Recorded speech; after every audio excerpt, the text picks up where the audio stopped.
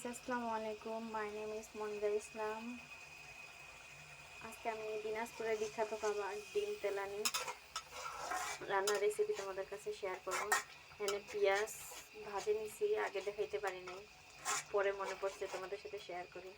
এখানে পেঁয়াজ কাঁচামরিচ আগে তেল দিয়ে লাল করে ভেজে নিছি।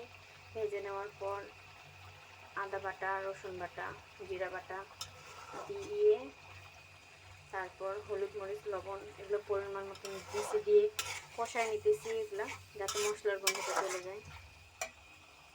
এর সাথে টমেটো এড করব। পেঁয়াজ মরিচগুলো ভুনা হইলে তারপরে ডিম ছাড়ে দিব। তো লেটস গো। টমেটোগুলো দিয়ে দিলাম। এখন টমেটো সহ একটু কষিয়ে নিব। কষাইতে কষাইতে এভাবে তেল ছেড়ে দিলে কত সুন্দর একটা কালার চলে এসেছে।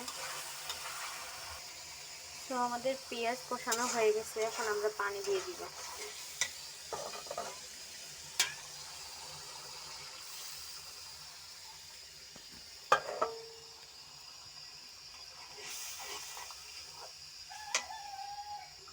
এখন আমি রান্নাটা ঢেকে দিয়েছি।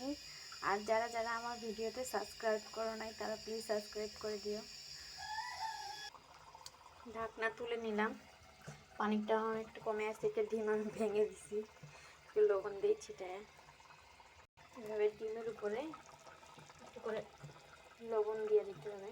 ভাঙে 4টা ডিমই ভেঙে দিলাম। এরপরে ডিমগুলো হয়ে গেলে নামিয়ে দেব। সো গাইস, রান্না শেষ, আমি এখন এটা নামিয়ে নেব। আল্লাহ হাফেজ।